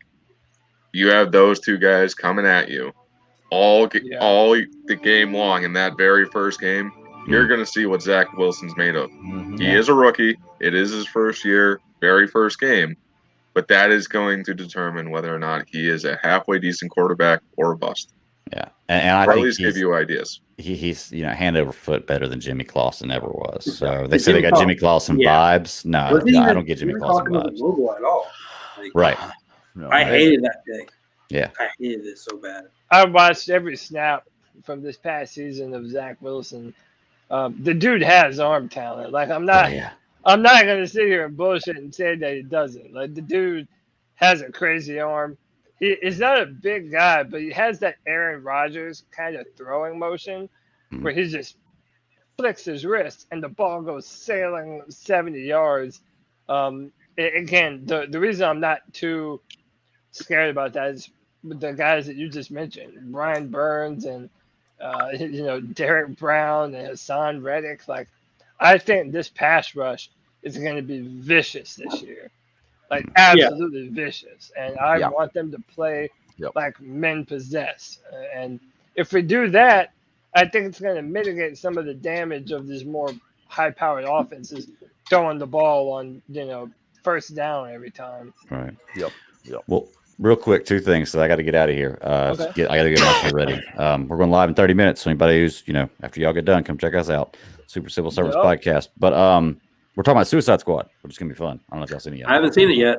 I haven't seen it. Dude, either. literally, Very as soon as I'm done with this, that's the mission. Hit me up whenever you watch it, Cody. I'm going to the I movie. definitely will. Okay. I definitely will. Yeah, man. I might go see it in theaters. I'm not sure. But anyway, what you were just saying about Aaron Rodgers a minute ago, this is just totally random. But I was, flipping through the internet today, and I saw it was Aaron Rodgers' best throws against every NFL team. So it's 32 of his best throws against the best throw against this team. 4 of them were Hail Marys, which is okay. I get it. The quarterback's got to put it in a 10-yard spot in the end zone, but that's not really the quarterback's doing. And almost, I would say, over half of the passes I saw were good passes, but should have been picked off. Like it was just bad. Like the defender just missed it. Like it was not Aaron Rodgers is so great that he got the ball. Like it should have been picked off. Like that's just lucky, man. The guy is the luckiest. He's talented. He is super talented, but he is the luckiest guy in the world too. Go back and watch those throws. It's on YouTube. Aaron Rodgers' best 32 best throws against every team, and you'll look at him and be like, that should have been an interception. That should have been an interception. That should have been an interception. I just couldn't believe it. And I was like, wow, those are best throws? I don't know. My best Aaron Rodgers throw was when he threw the tablet after he threw the interception. That's one of my favorite ones. Yeah. My favorite ones. Yeah. I even remember the context, too, because he saw that he had a receiver open in the end zone, but instead he threw that interception right to Thomas Davis. Oh, that was so beautiful. I remember that like it was yesterday. I just like how people call him Karen now. Yeah, he does kind of. He wants to host vibe. Jeopardy, is what it is. Yeah. So we'll see. But fellas, it was great talking to y'all. I appreciate you letting me hop on. Might try to do this every week before I start the show. So hey, Keep it out, man. yeah, Greg, plug your stuff real quick. Oh, okay, yeah. Check me out, Super Civil Servants Podcast. We go live every Friday night on YouTube. So I'm going to start up here in about 30 minutes, and we talk about movies, TV shows, comic books, graphic novels, audiobooks, all kinds of good stuff. Tonight we're going to be doing a review of Suicide Squad, the one that just came out yesterday, and continuing our coverage of the Bad Batch because it's the penultimate episode. Is it spoiler free? We might go spoiler free for a few minutes, and then we're going full out spoilers. Okay. So I'll probably I'll catch the episode after I watch the movie. That works. Exactly. And if you don't get it on YouTube, the audio drops Monday on any podcatcher of your choice. So Cool. Shout How many out to podcasts are you doing now? was that? I know you were. How many podcasts are you doing now? I know you had like 6 or 7 for a little while. Yeah, I had to cut it back, man. I'm mainly just doing Super Civil Servants, and then I guest on C3, and sometimes I guest on the network that I was on. I guest on their shows, but I just try to make it so I'm only committed to one now, so I can I'll kind come of in bounce with the around. Bad Yeah. Batch, 'cause Oh yeah, I'll I'll join you in a little bit. I got some Marvel questions I want to ask you. Yeah, definitely. Hop in the chat room, sure. let me know when Bad Batch comes up, then I can watch. But I can't watch man. it. Well, Greg, I certainly keeping up with Bad appreciate Batch? you. Yeah. Say again? Yeah. Oh, Bad Batch. Oh, is that? Yeah, I haven't even seen that yet. I've been trying to get through this Titans, and then New season starts. Soon. yeah, Next that's month, why I'm I trying believe. to Yeah. get caught up. Yeah. I love the Red Hood, so I'm like really trying to Yeah, I'm excited about that. Oh yeah, I'm glad you got started on that show because that show is awesome. Yeah, That show is really awesome. I'm definitely enjoying it. But Greg, I certainly appreciate you coming on, brother. And yeah, shout out to the Bat Daddy. Until next time, bro. Yeah, keep pounding, fellas. Yeah, man, keep pounding. Take it easy, man. So we're not going to be too much longer here anyway, fellas. I'll just go ahead and, we started things on Sam Darnold. Let's end things on Sam Darnold. I'm a believer. This is just my personal opinion, that the days of a team being a Super Bowl contender without having a franchise quarterback, I think they're done.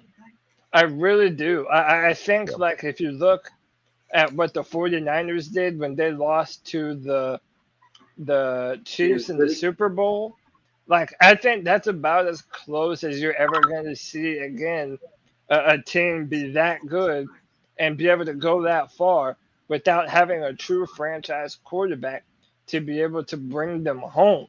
So my question because of that is this.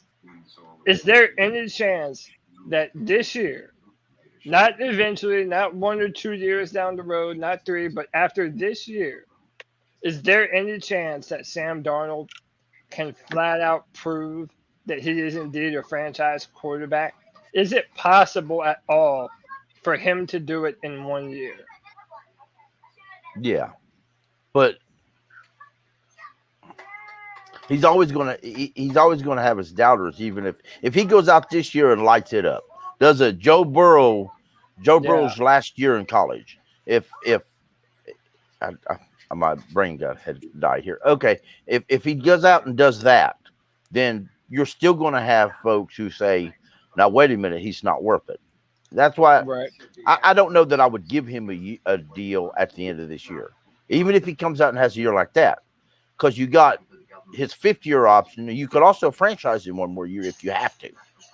So which we don't seem to. We'll have cap, and we don't seem to mind handing out money to those who earn it. Right. So, but hopefully we've learned from previous general manager mistakes. Okay. Nick, what do you think, man? Do you think we have he has the ability to prove himself to be a true franchise quarterback this year?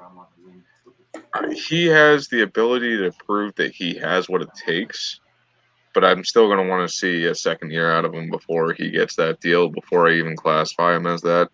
He hasn't played a full season yet. I mean, mono happens. I don't know what the other 2 years, the reasons why he didn't play out the full year, but he's got to prove it to me. And, it's not going to be just on him. It's going to be how everything looks this upcoming year. We don't have a great offensive line, but we have a lot of weapons. So those two things, they go hand in hand. You got to look at how he does dealing with what he's got. And let's face it, those top-tier quarterbacks, what they bring to the table, even when nobody else is at the table with them. So I want to see what he can do. It's not going to be just the numbers. It's going to be ball placement. It's going to be everything. And it's going to be everything that even stats can't just show us. We're going to have to watch the film. We're going to have to break it down. We're going to be able to critique him every step of the way as we do with every player. But it's not going to be just 1 year for me. I mean, he might show that he has what it takes to be that guy, but I'm still going to want to see that second year out of him. Yeah, that seems to be the sentiment. Kevin, you're the one that started off with that earlier, but again, this isn't really the payment is one thing. I understand people that don't want to pay him, but I just mean, can Sam look like, for example, can he have a Josh Allen kind of year this year, like where he just takes off? Okay, not this year. But I would say same thing. I want to see a second year, but then again, my bar this year is very low because you do more than 14 touchdowns. I'm happy. Like, it's just like, oh, you did better than Teddy Bridgewater last year. So if you can get like 20 to 25 touchdowns, I'd be like, all right, let's do 1 more year, and I guess tell you a better story. So Yeah. I actually wanted to ask this question while Bat Daddy was on, but he had to cut out pretty soon, or pretty quick.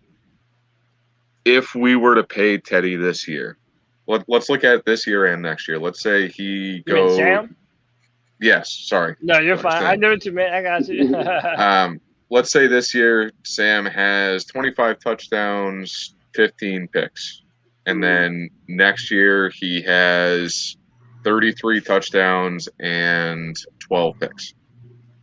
At the end of each year, like if you were to pay him this year, at the end of this year or the end of next year, knowing that, I mean, what is the most you'd want to spend on him? Now that we know what the QB market is looking like, at least for this upcoming year. I mean, I understand that, but I would feel so much more comfortable knowing that he do that many more touchdowns and interceptions the second year. No problem. I agree 100% with that. It also you got to think about the offensive coordinator. Joe Brady's got head coaching look. Sam comes out and lights it up this year. He probably in Joe Burrow's style. Then Brady moves on as a head coach. Who's going to come in and change the offense if that it may not fit Teddy? And the same thing could happen with the Bills, for all that matter goes. Their offensive coordinator is legit. He's going to get head coach's look sooner or later. And when he does, and if he leaves, can they keep a similar type of offense going? A lot of teams can't do that. That's a fantastic point. And again, you want, most of the time, like, okay, when you look at Matt Ryan's MVP season, when you had Kyle Shanahan as his offensive coordinator, he didn't, I maintain that played a huge part in Matt Ryan being an MVP that season. But then they bring in Sarkisian, and they're just never able to replicate those same kind of results. So, yeah, Panther Rule, that was a great point. I mean, especially so much of this is going to be dependent upon what our coaching staff looks like after this year wraps up, too. And some people might think I'm kind of pie in the sky with this and that I'm being unrealistic. But again, I could also potentially foresee a scenario where if a bunch of people are knocking at Joe Brady's door, him still understanding that, hey, I might have a good deal here in Carolina, and I'm 32 years old. What's the rush? Like if I go out for a head coaching job in 2 or 3 more years, I'm still a very young head coach. Good Josh McDaniels. There's been a few folks I think that have thought the same thing, that have stepped and said, no, I'm not ready yet. And they, so. Plus, look at the resume that he could have if he turns around Sam Darnold's career and Sam balls out for the next 2-3 years. He might have he's going to have a little bit of a slow start this year, but let's just say next year and the year after, he pulls through and gives us, 12, 13 wins each year. That's going to look a lot better for Joe Brady than just having one good year or even one halfway decent year with Sam. It depends on what the job opening is too. That's true. Yeah. Like Zach, the Bengals head coach, Zach, I can't remember his name. I don't even know who it is. But he I don't think he was ready to be a head coach, but he's in that situation now. So, but sometimes those young guys, they take those jobs too soon. Yeah. And, but once you're in there, you're the man. So, I'm hoping, like Joe Brady this year, he had some interviews, but somebody ever said, yeah, you're the man. Was he ready to take the head coach job? Yeah. I don't think he is. Year, so, no. It's just tough to know, too, especially if we have a great year and we look to be a team that's trending upward. Yeah. He might have a better chance to continue to do things here and take that time to learn all the things that he doesn't know and continue to be around Matt Rule and Phil Snow and continue to learn. Yeah. I think it would benefit him. Again, I don't know if he'll do it. I really think it's just depending on the job. Who he, looks up with that quarterback. Who's open, basically. Yeah. Well, all right. So, how many more years do you think Belichick's going to be doing it? And if Belichick is going to call it a year after this, what's up? Josh McDaniels' job if Belichick quits. I can definitely see that, but I could also see that being a potential landing spot for Joe Brady. I could see him wanting to go to New England just because of the record that they've had over the last 20-something years. That's true, but they don't have much cap. They don't have much building to build a new dynasty, basically. True. So you'd be going in as basically a losing coach. Kraft already loves McDaniels. He's if I'm not mistaken, McDaniels is getting paid just like a head coach would get paid. I believe I've read that. Well, that was part of the reason why he ended up coming back, right? Because he was was going to be the head coach of the Indianapolis Colts. Yeah. And then apparently people had already started to he had already started to build his coaching staff. Yeah. And then all of a sudden he does a 180 and goes back. That says to me that Bill Belichick probably doesn't intend to be there much longer, and he wants McDaniels to take up the reins after that comes to an end. But but we're nowhere near that kind of scenario because Matt Rule is still a young guy in his own right. We're still trying to make the playoffs. We're one thing at a time for us. But Matt Rule, we talked about this on a few podcasts ago. I don't foresee that this being a year where he's on the chopping block. No. I think he'll get this year and another year to continue to build upon whatever he's trying to build here in Carolina. And then after that, if he hasn't had any success, well, then we'll talk. But I think Matt Rule is going to be our head coach for a long time to come. Yeah, I remember where Tipper comes from, too. He comes from Pittsburgh. We'll just fire coaches. Yeah. I honestly think that if we don't have a 3/4 of the way decent season this year, if we don't hit at least 9 wins, he'll be in the hot seat, and I don't think it's really going to matter much what happens next year. I think he's going to be on his way out. It's not going to be until the end of the season next year at the absolute earliest, in my opinion. But if he doesn't step up this year, then I don't think he's going to have a job after next season. It could happen. Actually, Sam Darnold shits the bed. Rule's only been.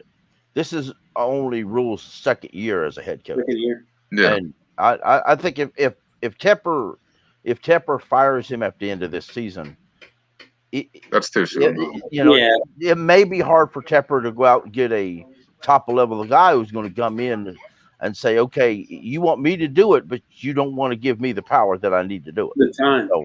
The time to do it. So it takes time to build, man. Yeah, it's not this Arizona. This isn't instant grits. You're not going to have a coach come in and just instantly change a terrible football team into a Super Bowl contender. It doesn't work that way. Right.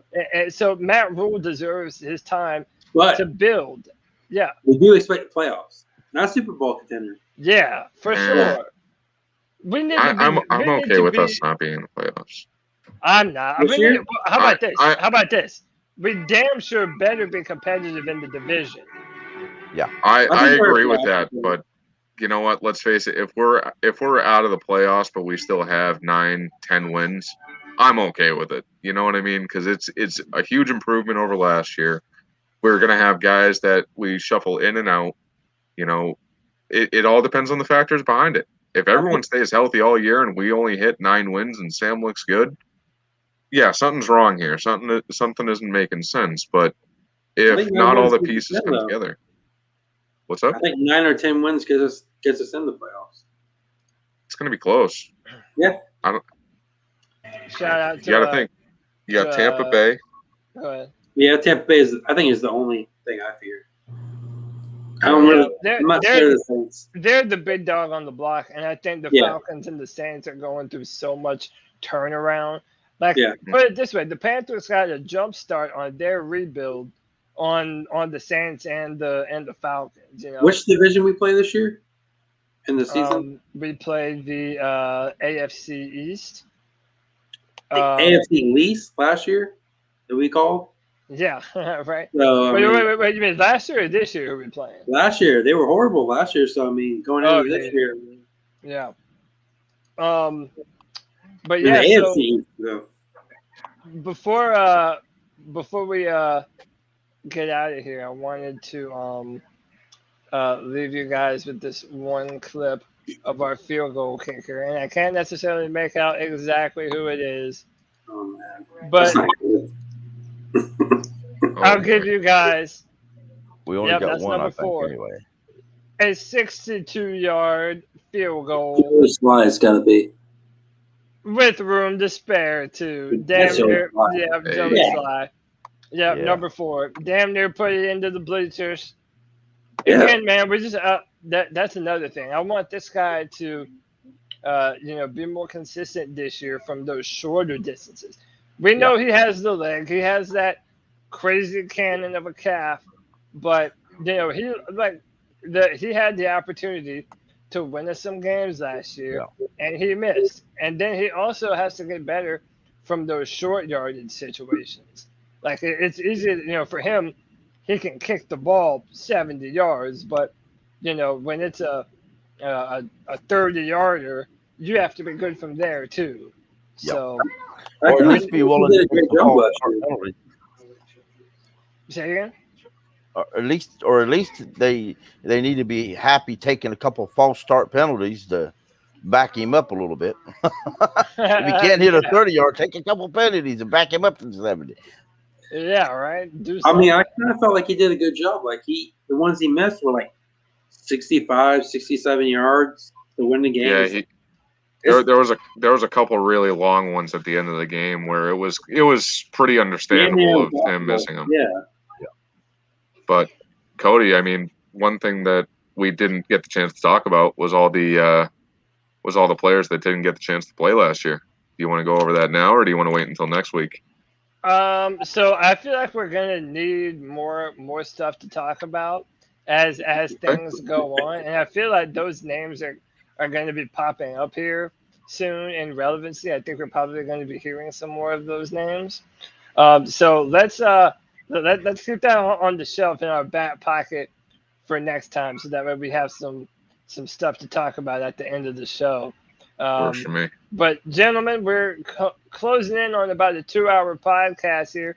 55 people right now watching the show. If you haven't hit the like button, please do so. It helps us to grow the channel and grow Panther Nation. We want to hear from you guys. This is the Friday Free For All, where you can come in, join, make your opinion heard. And we're going to do this every Friday at 7 p.m. My co-host of the Friday Free For All, my guy, he's always with me on this, Nick Monteiro, man. What you got to tell the people before we get out of here? So you can follow me on Instagram. My handle is Monty's Motorsports. I'm on there posting all sorts of different stuff about cars, trucks, Jeeps, everything like that. And next week, I am actually going to be uploading some pictures from the newest project I got. So, okay, cool. It's a kit car that I'm going to start building. So I'm looking forward to that. So yeah, definitely keep us updated on that, man. Kevin, once again, I appreciate you joining me, man. We're No problem. yeah, this is an every Friday thing. I'm loving it, brother. What you got to tell the people before we get out of here? You can check out my friends. They have a podcast called the Long Game Dynasty Podcast. It's a fantasy football for Dynasty podcast. It kind of got me into it. I constantly give them a shout out. But you can find me on Twitter. Same thing, KBosch89. I'm always harassing Cody, and that's it. So, He is, but I like a little harassing, so it's I all know good. he does. Yeah. I like that kind of stuff. You do it right, so I like it. Oh, thank you. Yeah, Thank you, man. Panther Road, you have anything you want to tell the people before we get out of here? Anything you want them to follow? You can hit me up on Twitter at Panther Pickle. I'm nearly always on there. Yep. That's about it. All right, man. Check them out, Panther Pickle. Gentlemen, I appreciate you all for joining me. 10, I promise I'll do a recap of the fights on Tuesday. I don't care if Tony wants me to do it or not. I'll do it a little bit then. Yeah, there is a big heavyweight fight this weekend. So if you're into that, some UFC fights, check those out. Go Derek Lewis. I'm definitely pulling for Derek Lewis. There you go, Chen. If you wanted me to talk about it, there it is. I'm pulling for Derek Lewis to win the interim heavyweight championship. There you I'm go. pulling for Joe Rogan. Yeah, right. Yeah. I don't know any of him. Hey, Tony can't tell you what to talk about and what not to talk about. He's not going to be there on Tuesday. That's oh, right. yeah, that's right. Yeah. Hey, when the parents are away, the boys will play, you know?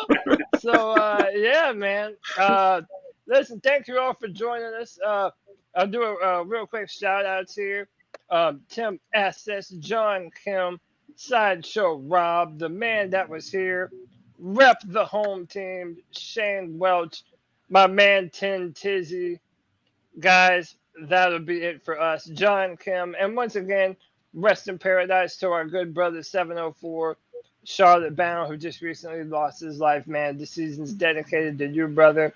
And that is it for this edition of the Friday Free For All. Until next Friday at 7 p.m., we'll do this again. And this Tuesday night, where we'll be kicking it again, doing the flagship C3 Panthers podcast. Until then, ladies and gentlemen, keep pounding. Keep pounding.